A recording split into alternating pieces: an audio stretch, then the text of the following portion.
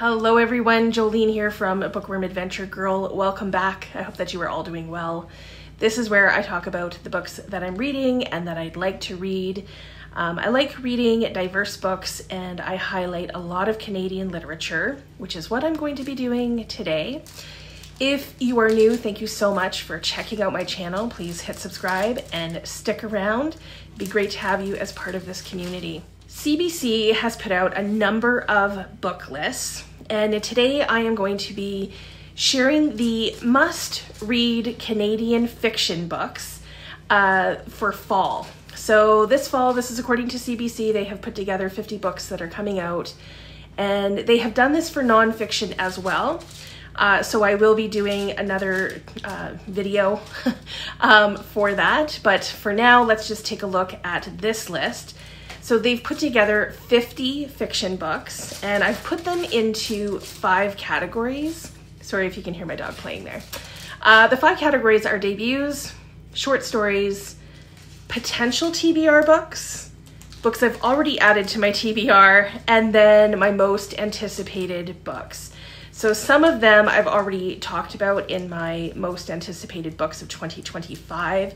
I did a 2-part video for that, so I will link those videos below and you can go and check them out. So if you're interested in a certain category, then you're more than welcome to skip around, go to whatever you'd like. There will be timestamps in the description box, so that is there for you. You don't have to watch the whole thing. Let's begin with debuts. So there are 5 debuts, and first up is Oxford Soju Club by Jinwoo Park, who is a Korean Canadian writer based in Montreal. And this is a spy novel where a North Korean spy master named Do-ha Kim is killed without any explanation. His protege only has one clue to figure out what has happened to him. And then there's this second storyline, which follows a Korean-American CIA agent who is investigating North Korean spies after an assassination. So as the plot lines become more entangled, the only Korean restaurant in Oxford, it's called the Soju Club, they seem to be at the heart of all the chaos. So I am interested in this book because it was actually just brought to my attention recently by my friends over at Canada Reads American Style. They interviewed the author. So this is actually also a book that's on my TBR. Okay, another debut from the list. This one will be available on September the 23rd, and it's The Sapling by Marc Bendavid. He is a writer and actor originally from Toronto. And this is an autobiographical novel about Marc developing a special bond with his teacher, Clara. And throughout his time at the elementary school where they are, they get closer, talking about art and books and the life that the teacher had left behind in South Africa. So as Marc moves on to high school and beyond, and lives his life, they're not in contact as much, and Marc struggles to hold on to the memories.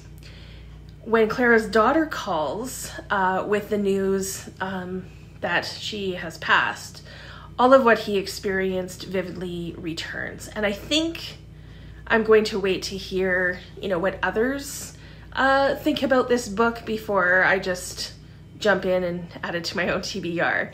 But it has definitely piqued my curiosity. Yeah, it might be interesting.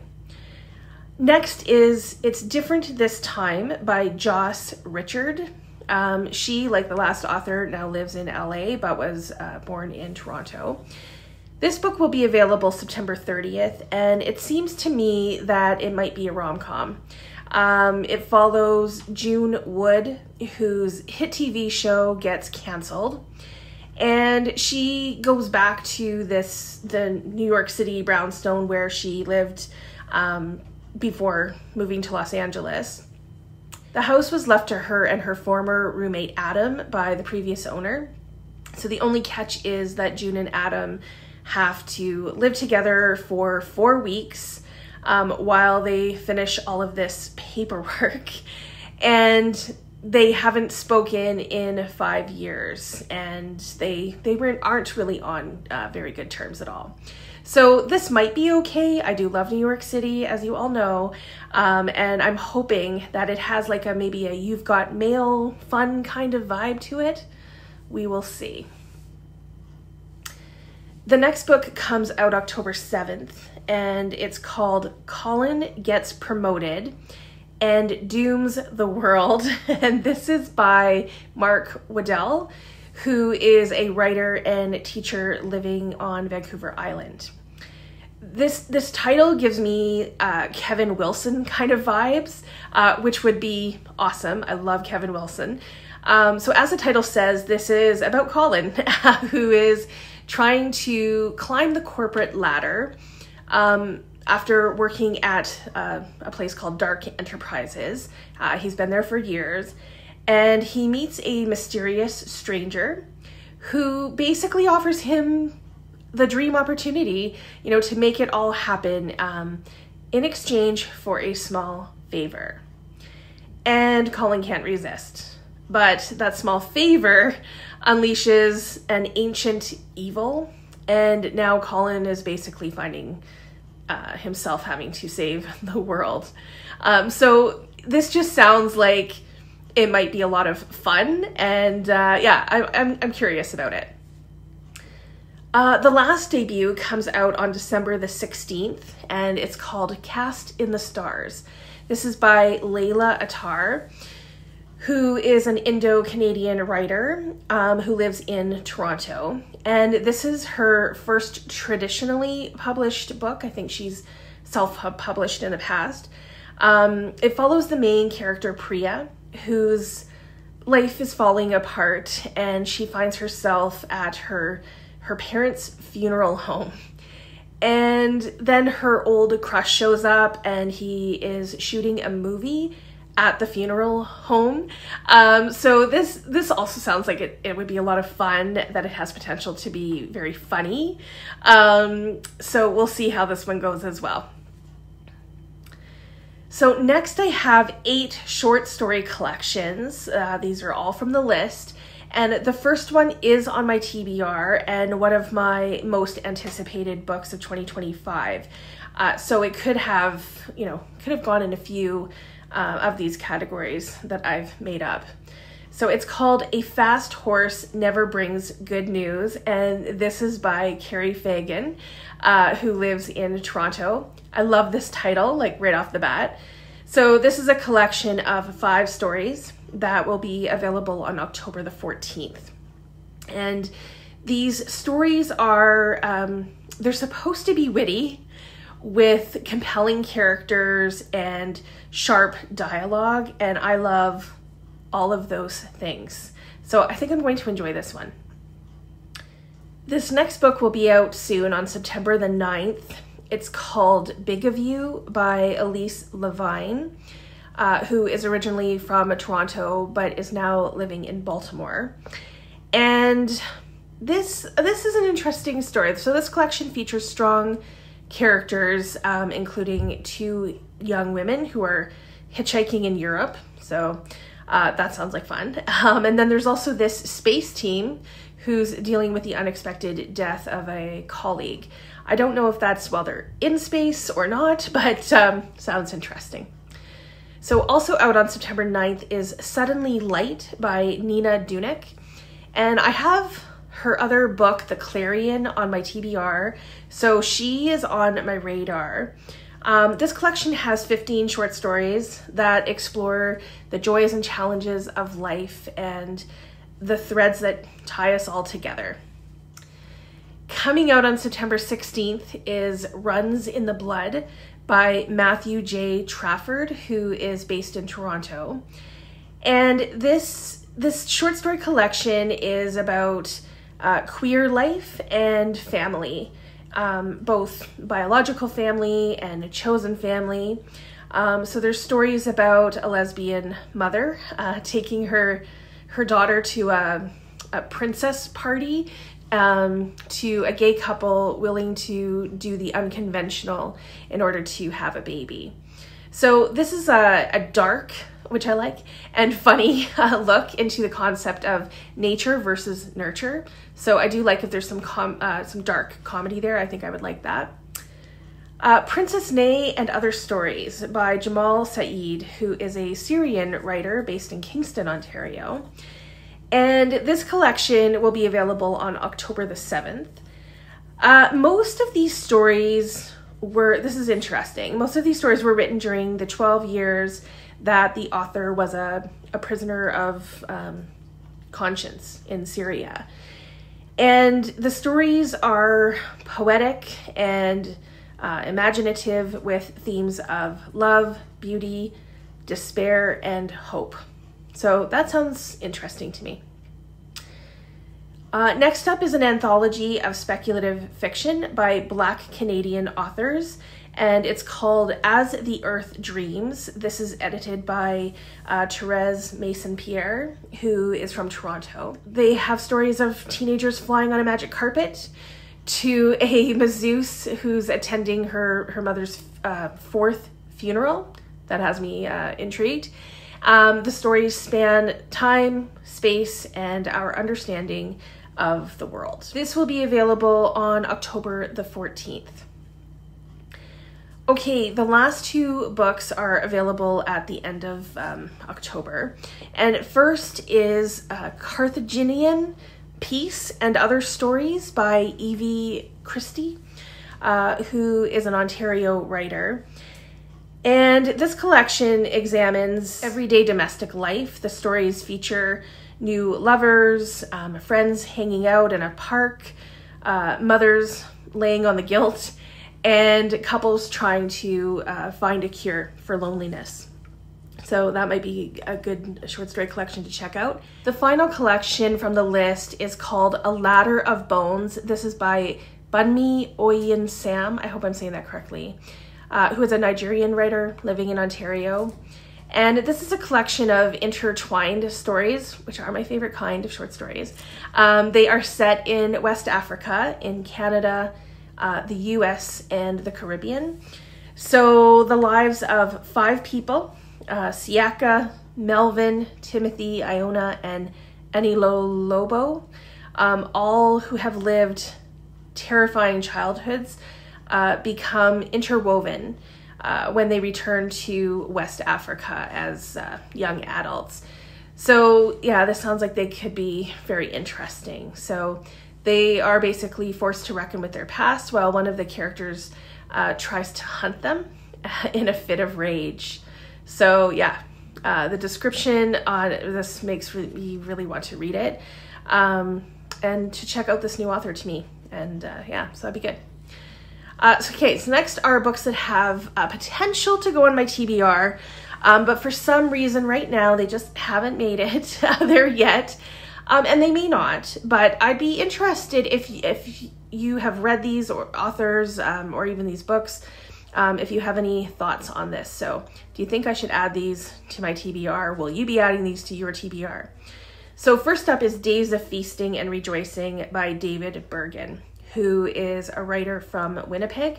I've only read one other book by David Bergen. It was a short story collection and I wasn't blown away by it, so I'm a bit hesitant. But Days of Feasting and Rejoicing is a novel about Esther, who is an American expat living in the Thailand house of the popular and wealthier Christine. When the women are on holiday in Bali, Christine drowns despite Esther's efforts to try and save her. And in the commotion with the police kind of confuse Esther for Christine, and Christine jumps at this opportunity to be someone else. But as a police captain launches further investigations into Christine's death, Esther finds herself basically pulling people into, all of these lies that she's created. So I like the premise, and this almost sounds like a movie or a documentary or something like that. So I might wait and just see how the reviews for this go, and then make a decision about the TBR. Next is Self-Care by Russell Smith, who is a Toronto writer. And this story follows Gloria, who is a young writer struggling with modern dating. And one day she makes a pass at a man on the subway platform. And then a few days later, he is waiting for her at her health club. And Gloria meets him for coffee on the premise that she wants to interview him for an article that she's writing. Their relationship intensifies, and Gloria feels that she's falling into some dangerous territory. This will be available on September 16th, and I think that this sounds like a suspenseful, maybe character-driven book, and if those two things are true, like the suspense and the characters are written well, then I'm in. I've never read anything else by Russell Smith, but he has been on my radar, so this would be a good opportunity to read something by him. Next up is an author that I often forget is a Canadian author, and I feel so bad because I have had several of her books on my shelf for well over 20 years. Because of that, I haven't added this particular book to the TBR, but my hope is to eventually read what I already own from her. So the book that's on the list is Evil Bones by Kathy Reichs. She was a longtime forensic anthropologist in Montreal, and she now splits her time between Charlotte, North Carolina, and Charleston, South Carolina. And one of her mystery series was adapted into the TV show Bones. So many of you may know that show and know her from that, and heard of her from that. So I believe that this book is a continuation of that series. So that's the other part, is I don't really want to start several books into a series. So I'm not putting that on the TBR yet, but Evil Bones follows Temperance Brennan, who is a forensic anthropologist, and there have been recent animal murders, and then a woman is found killed in a way that mimics the animal murders. So Temperance is trying to basically solve this case. This is going to be out on November the 18th. So if you're a fan of Kathy Reichs, you have a new book coming out. Next is A Place for People Like Us by Leylah, I think it is, who is a Toronto writer. So this is about Hannah and Jillian's relationship that gets put to the test when Hannah finds out that Jillian hasn't been completely honest with her about something. Maybe for this one, I think I need a bit more to go on, but I will keep my eye on it. So this will be out September 29th. Okay, this next book, it doesn't sound like my thing, but it might be yours. It's Homo Sapiens by Emily A. Whedon, who is another Toronto-based writer. This follows a detective and his wife who are expecting their first child. So far this is good. The detective becomes more and more concerned about his wife's strange behavior, and she becomes obsessed basically with frequenting a very mysterious medical spa for prenatal treatments. I'm curious about the premise, and there's something to do with boys drained of blood. So there seems to be a vampire vibe to this, and that's not my thing, as you all know, which is why I'm hesitant. However, if it is your thing, then this will be available on September the 30th. Okay, also available on September 30th is The First 1,000 Trees. I love that title. By Premi Mohammed, who is an Indo-Caribbean writer based in Edmonton. And The First 1,000 Trees is about Henrique, or Henrique sometimes, who has made a fatal mistake that has left him shunned by his community. And with his parents dead and his best friend gone, he decides to leave his hometown to search for his distant family. But life in his uncle's impoverished village is really hard.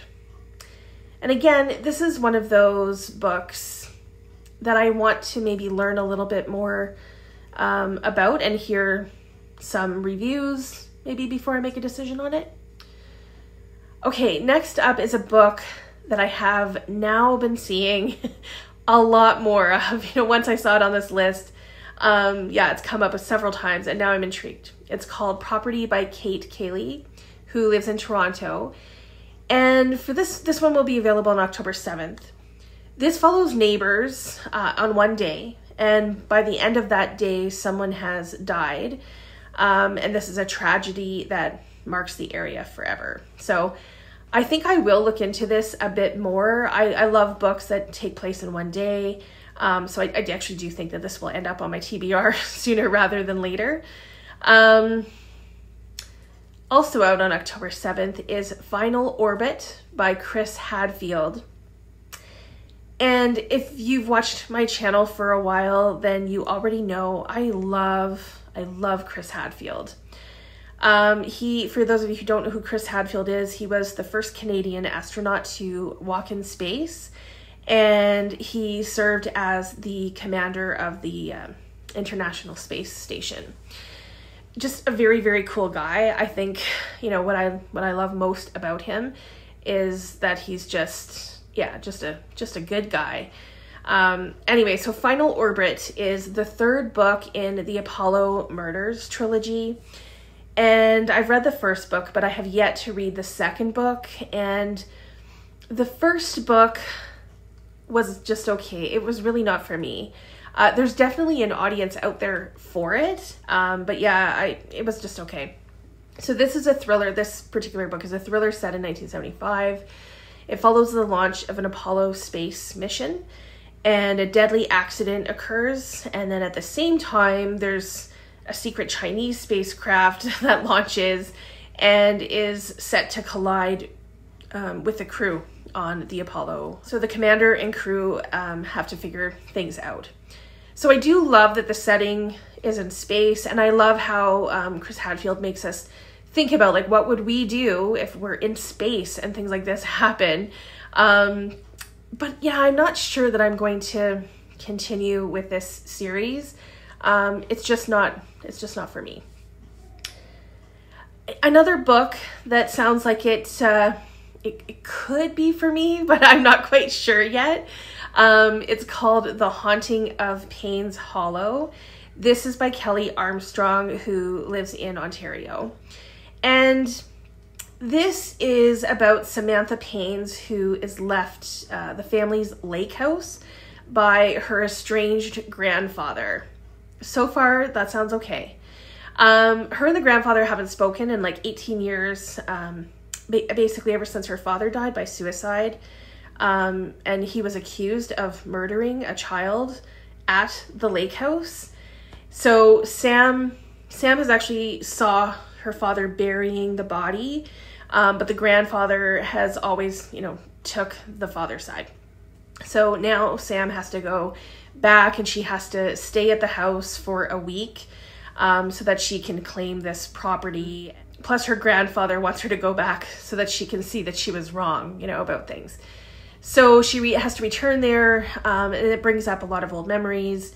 And then she's also plagued by nightmares and some paranoia, and she begins seeing things that you know, she never could have imagined, it says. So this will be out on October 14th, and the premise intrigues me, so I will be waiting to see you know, what others think. I think for me it's around what is she going to see. If it's vampires, I'm out. You already know that. But if it's like really intriguing, I'll pick it up. Okay, also coming out on October 14th is The Works of Vermin by Hyrone Inez, who is based in BC. So The Works of Vermin is set in the fantastical city of Tilliard, and it's carved into the stump of a tree, which I think is neat. And the tree's been around for many, many years. So Guy is determined to keep his sister out of debt. So he takes on a very dangerous job as an exterminator, which is interesting if they're in a tree. So he's hunting these creatures that crawl up from the river, and he is tasked with the most horrifying mark yet. It's giant centipedes with venom that can kill. I think that's where I'm like, I'm not sure, right? So in order to keep his sister afloat, he has no choice but to really pursue this. So yeah, this might not be for me either. I'm not sure though, so I'm trying to be open to it. Like, I don't mind some fantasy. Like I said, I love that the city's in the tree, but I'm not sure that I would like this. It will all depend on how that all comes together with the animals. So another book out on October 16th is 6 for St. Pierre by Kevin Major, who is a Newfoundland writer. This is the 6th book in the Sebastian Synard mystery series. So again, I would want to read a series from the beginning, so I wouldn't add this to my TBR. But let me know if you have read this series, because maybe it's one that I need to get into. Also, I've never read anything by this author, so don't know anything about them. Okay. Coming out the following week on October 21st is a book that might be a perfect fit to read around Christmas, so I'm going to keep that on my radar for that. It's called A Little Holiday Fling by Farah Heron, who is a Toronto writer. So in this, the main character is Ruby. Ruby loves Christmas and everything to do with the United Kingdom. And in A Little Holiday Fling, she's on the verge of realizing her and her late mother's dream of owning a small inn in England, which is very cool. So she needs hotel experience. So in order to do that and to make that happen, she meets Rashid. And Rashid is the son of hotel chain owners of these very luxurious hotels, but he hates the holiday season. So she offers to give his nieces a Christmas that they'll never forget, in exchange that he'll introduce her to his parents. But the more time that they spend together, we all know where this is going, she starts to fall for him, even though he doesn't like Christmas. And she's planning to move to England. So we'll see how that all comes together, but I think we can guess. So this could work, like if you're looking for a holiday romance, right? Sounds like it's perfect fit for that. Also out on October 21st is A Season for Spies by Iona Wishaw, who is a Vancouver-based author. And this was an interesting fact. Her mother has inspired her mystery novels because her mother was a spy. So I thought that was interesting, if it's true. A Season for Spies is a prequel to the Lane Winslow mystery series, which I know nothing about. I have not read them, and I'm not sure if you have to read those first or if starting here is okay, since it's being called a prequel. I tend to like to read the books in publication order, but if that doesn't bother you, then maybe starting here is fine, totally cool. And if you have read this series, let me know. So next is a very popular Canadian writer that I still need to read. I can't believe I haven't read any of her books yet. The Black Wolf by Louise Penny is coming out, and it is the 20th mystery in the Inspector Gamache series. This series takes place in Quebec, and I do want to read Louise Penny, but I don't want to start, this late into the series. So I will go back and read, the first few in the series to see if I like them. So this book in particular looks into a conspiracy. It's a sinister plot to make Canada the 51st state of the United States. And I'm also not sure that I'm up to reading about that happening right now. However, if you are a Louise Penny fan and you've read the series and you're up to this point, then this will be available on October 28th. Okay, next up are the books from the list that I have already added to my TBR. Now, this is not physically added to my TBR, just to make that clear. And first is All Things Under the Moon by Anne Y.K. Choi, who is an author from South Korea and living in Toronto. This book is set in 1924 in Korea. It's during the Japanese occupation, and it tells the story of a young woman whose father arranges a marriage for her to a man that she's never met, which is often the case with arranged marriages. And the young woman and her friend decide to avoid this by running away. And on their journey, they have a very violent encounter with the occupying forces. And that drastically changes, the course of both of their lives. So this kind of story totally sounds like my kind of thing. Plus, this author was already on my radar. So another book that I've added to the TBR is The Trial of Catterfelt, by Michael Redhill, who is a Toronto writer. And I've read one other book by Michael Redhill and really, really enjoyed it. I thought it was clever. I thought it was funny. So I've been wanting to read more by him. And this story is set in the late 1700s, but I'm wondering if there's a bit of either time travel here or some kind of fantastical thing about it. It follows a scientist and magician in England who, along with his assistant and friend, Roger, they entertain people with their magic. And then they discover a mysterious metal horn. And from that metal horn is a voice of a woman called Cary of Toronto. And that cracks me up right there. So she tells them through this horn of her world and struggling with climate disaster and unrest. And it sends them on a quest that tests the bounds of their friendship. So it already sounds funny to me just with Cary of Toronto. And I'm intrigued to see how he brings this kind of a bit of magic and fantasy thrown into this story. Okay, so next up is another author that I've been wanting to read for quite some time. This is Beaver Hills Forever by Connor Kerr, who is a Métis Ukrainian writer living in Edmonton. And this is a poetic novella that dives into the lives of 4 Métis people who are on the prairie. So and I love their names, Buddy, Baby Mama, Fancy University Boy, and Auntie Prof. Okay, so the characters reveal their dreams, their challenges, and just their day-to-day life. And Connor Kerr is an author that I've been keeping my eye on. I also think another very clever writer, and this is available soon on September 9th. Okay, also coming out on September 9th is a book that was already on my radar. It's called Letters to Kafka by Christine Estema. Christine Estema lives in Toronto. And the Reading Across Canada book club read her short story collection, which is called Syrian, I gotta think about it, the Syrian Ladies Benevolent Society. I think that's what it is.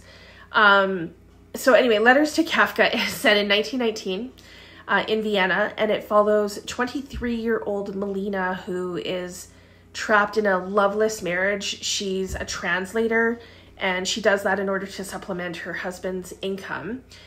And then after meeting Franz Kafka in Prague, she sends him a letter asking permission to translate one of his stories.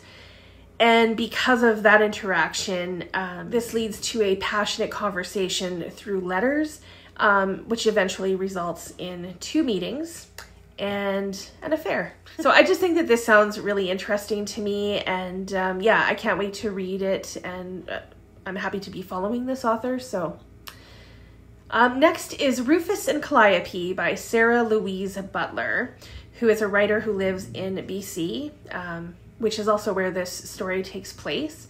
So Rufus and Calliope are twins, and Rufus is a modern day cartographer, and he makes a solo journey to find the childhood treehouse, this hideaway basically, where he and Calliope and their half siblings used to spend time. They were there during a summer, and they were on the run. So on this trek, he has to face the harsh terrain, and he's also dealing with all of the memories that are coming up, and then the lines begin to blur between reality and dreams. So I think that this is going to be an interesting book. It's available on September the 16th. Also available on September 16th is The Spirit of Scattery? I'm not sure. This is by Leslie Crew, who is from Nova Scotia. And this is about 3 children who were born on Christmas Day in 1922 on Scattery Island, which is off the coast of Cape Breton. I don't know if it's a real place or a fictional place. But as the 3 friends grow up, things around the island begin to change, including the start of the Second World War. Each of them take on different roles during the war, and they become separated. But the spirit of a young girl shipwrecked on the island over 100 years ago guides them on their way.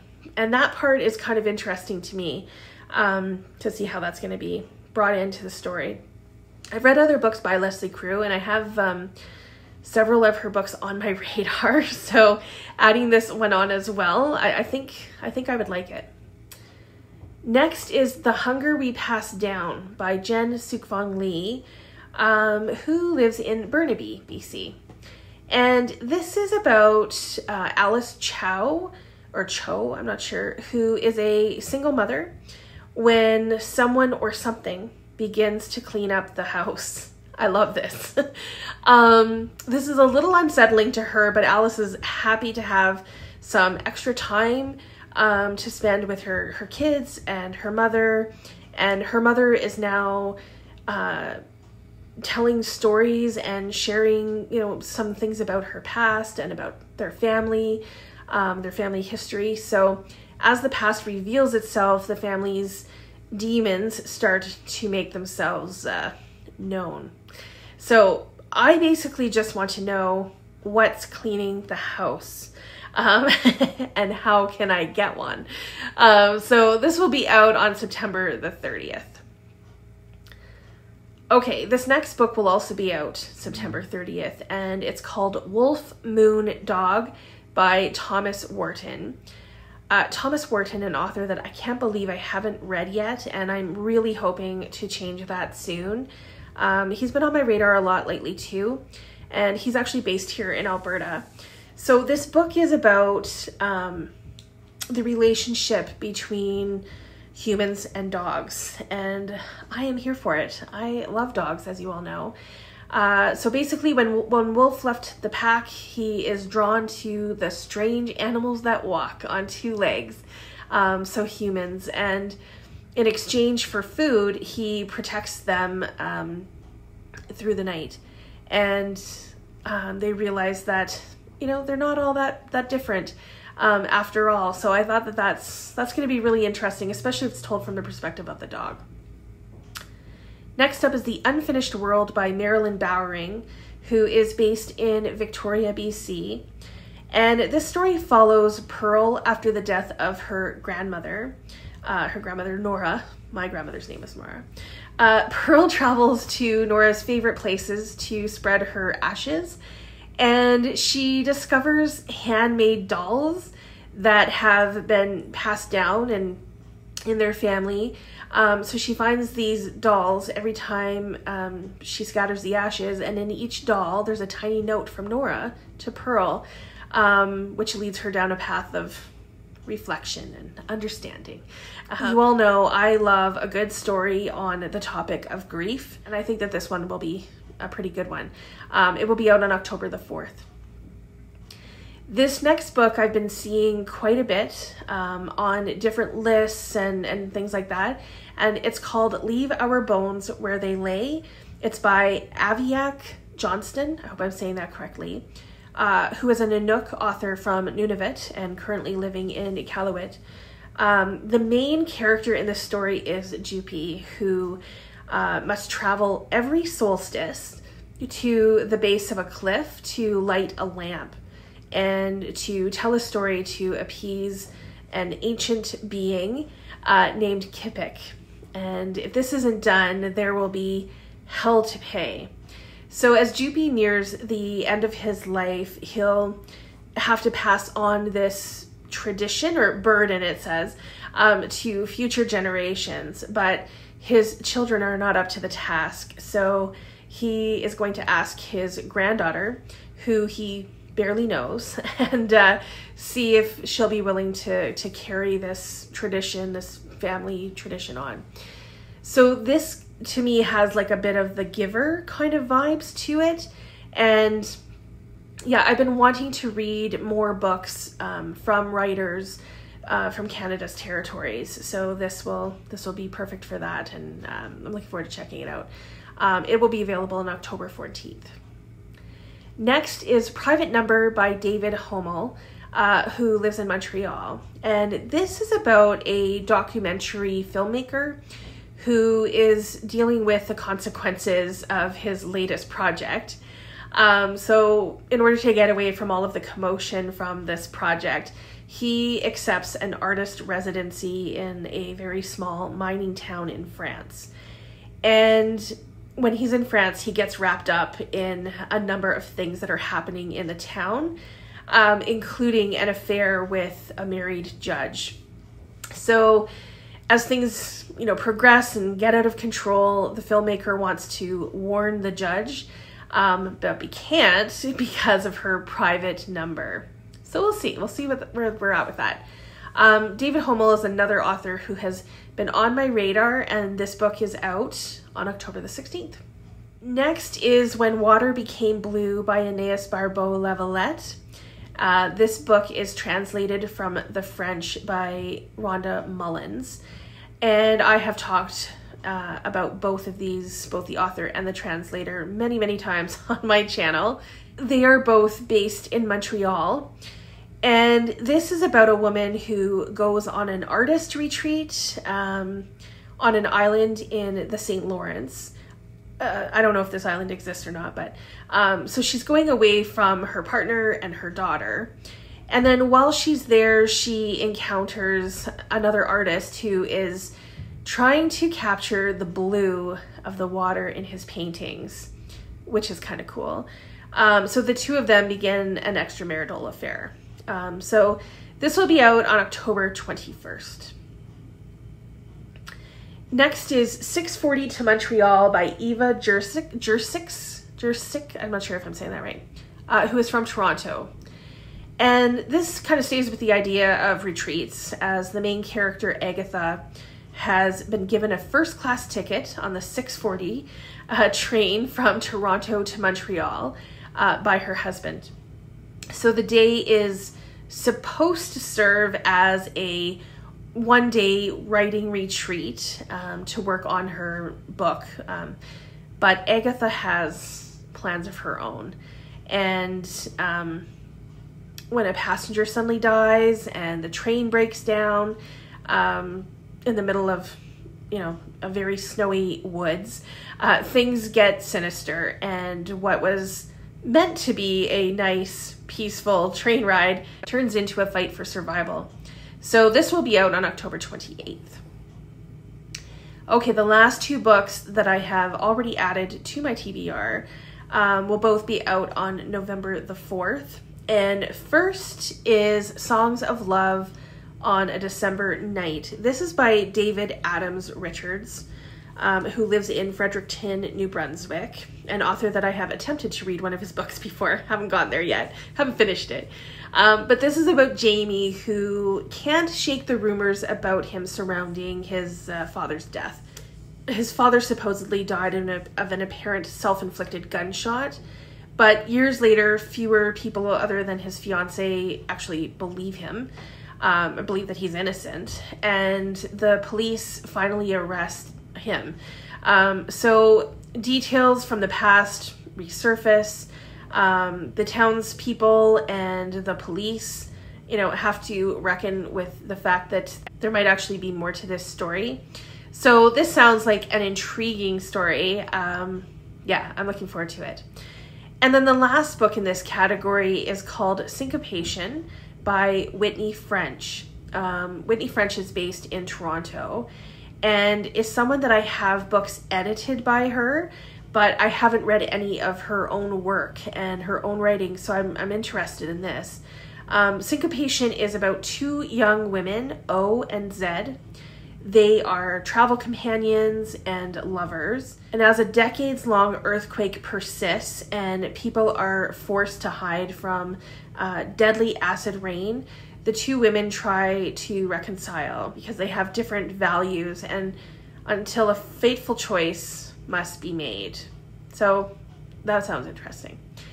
Okay, finally, the last category. These are my most anticipated books from the list. So I believe that all of them were in my most anticipated books of 2025, but I could be wrong. I may have added some, but I'm still excited about all of them.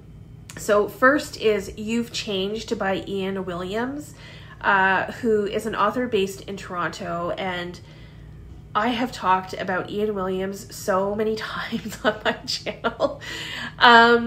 This is a story about a marriage, and specifically the marriage of Beckett and Princess. And Beckett and Princess are experiencing parallel midlife crisis after their friends come to visit for the weekend.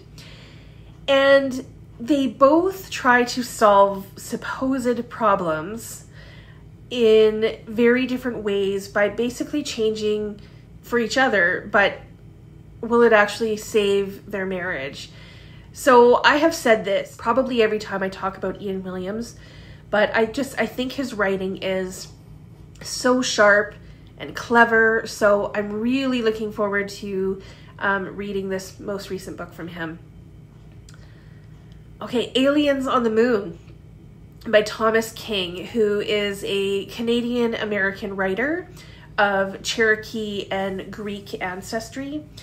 Thomas King lives in Ontario, and Aliens on the Moon follows the residents of a small Ontario town who are dealing with different life-changing challenges when their lives are suddenly upended because there are aliens on the moon. So, and then it's the town people's reactions, which are both comical and revealing. Some of them are scared of the aliens, and others see the aliens as a chance to take advantage of possible perks. Like, and this is funny, like a massive discount weekend at Costco, which that sounds like a classic humorous Thomas King book. But with Thomas King, and I'm just guessing here, I'm guessing that the message will also pack a punch as well. So he does that. He's very funny, but then he has a message. Next is The Cree Word for Love by Tracy Lindbergh, who is from the Kelly Lake Cree Nation in BC, and she lives near Ottawa, Ontario. And then the book is illustrated by George Littlechild, who is a very well-known Plains Cree artist, and he was born in Edmonton. So I love this collaboration because this book looks at the way love manifests in Cree culture, even though there is no word for love in the Cree language. So it's very interesting, and it examines themes of like family love, romantic love, self-love, through the different seasons and ceremonies of Cree life. So I'm really, really looking forward to reading this and just enjoying the artwork that goes along with it. Yeah, I think I'm really gonna like it. I'm also very excited about this next book, Starry, Starry Night by Shani Mutu. Shani Mutu is an author who lives in Ontario, and I've said this about her before, but she is, I think, one of the most underrated Canadian writers. I really think more people should be reading Shani Mutu. Anyway, Starry, Starry Night follows Anju, who is a young girl growing up in Trinidad in the 1960s, and it follows her from the ages of 4 to 12. And even though her family is comfortable, she must fend for herself very early on, and her observant voice offers perspective into family loss and trauma in a British colony before and after its independence. So I think that this will be really interesting, especially from her perspective, and it's available on September the 23rd. Also available on September 23rd is We Love You, Bunny by Mona Awad, who is a Boston-based author. This is a sequel and a prequel to Mona Awad's debut novel, Bunny, which was just a whacked story and one that I continue to think about.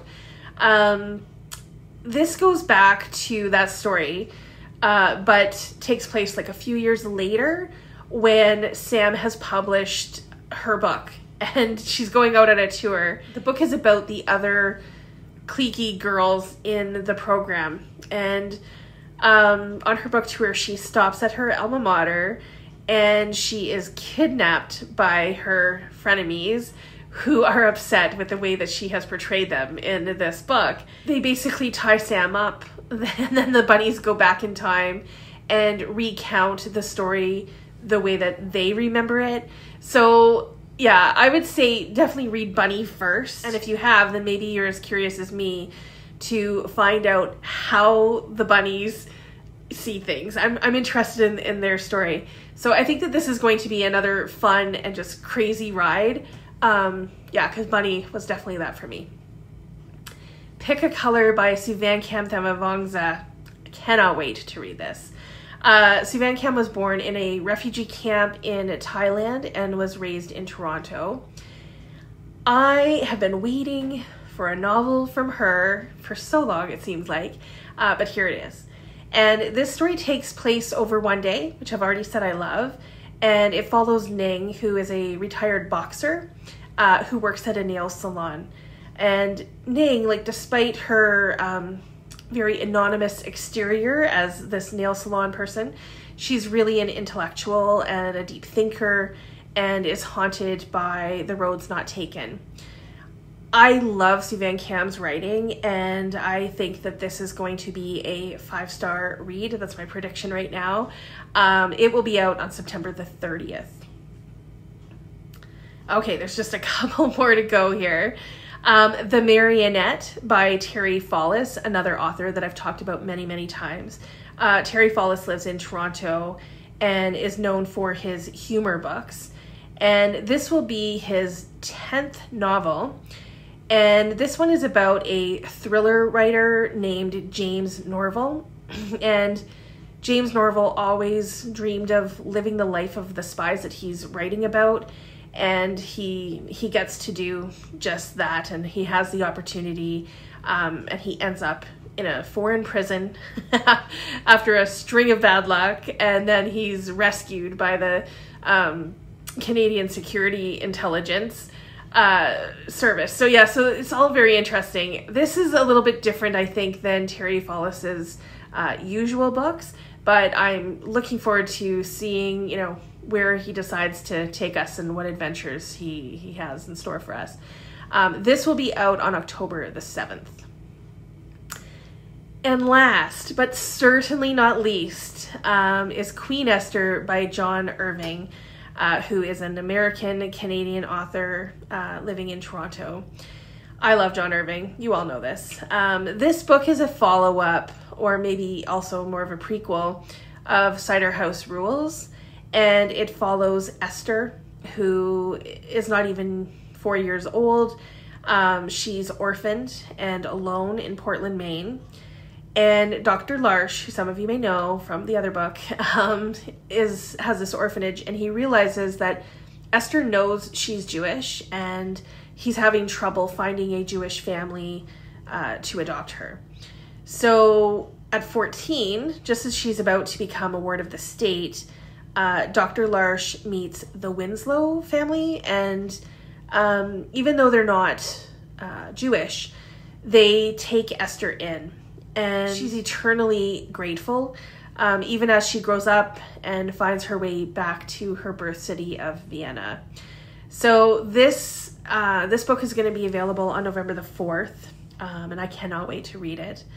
And this is the last of the list. So as I mentioned, CBC has put out a list of 45 nonfiction books as well. So I will be putting out a video on those soon. Please let me know if you have read any of these. I know some of them aren't out yet, but let me know if you're interested in reading any of them, and if you have any that you would recommend, especially on the potential TBR list. Maybe there's some authors that you've read that I haven't. So I look forward to chatting with you in the comments. As always, thank you so much for watching. I hope you enjoy the rest of your day, and don't forget to make every day an adventure.